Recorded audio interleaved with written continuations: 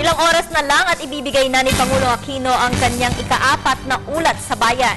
Dito inaasahang sasabihin ni Pangulong Aquino ang mga plano ng kanyang administrasyon para sa mga Pilipino at ang target na maabot na pagbabago ng ating bansa. Pero ikaw, ano ang nais mong marinig mula sa Pangulo? At ano ang kaya mong gawin para sa bansa? Ano ang sona mo? Pinusuhan ito ng ating kasamang si Jackie Sai. Sa gaganaping State of the Nation address ng Pangulong Aquino, ang sona ko ay maghatid ng balita sa publiko. Ano naman ang sona nyo?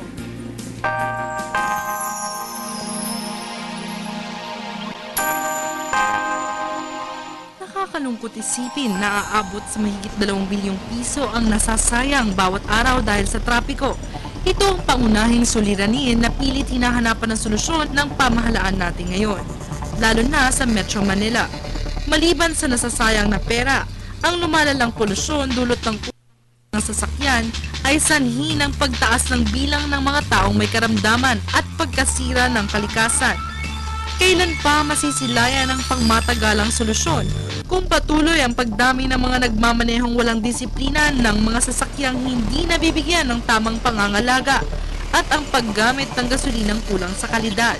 Isang katanungan na pilit nating hinahanap sa kung saan. Ngunit ilan sa solusyon ay nagmumula sa pagdidisiplina ng ating sarili.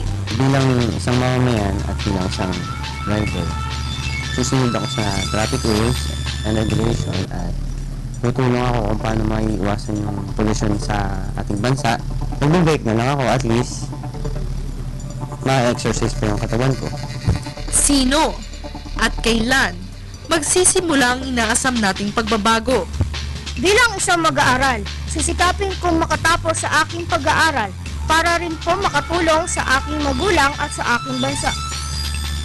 Ilan sa mga dayuhan na napamahal sa ating bansa ay nagbahagi ng kanilang saloobin, kaugnay sa karanasang hindi malilimutan sa Pilipinas.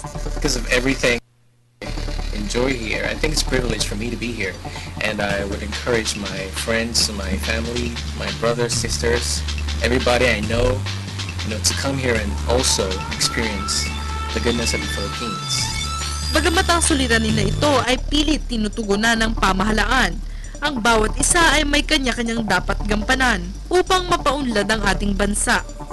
Para sa Telebisyon ng Bayan, Jackie Sai.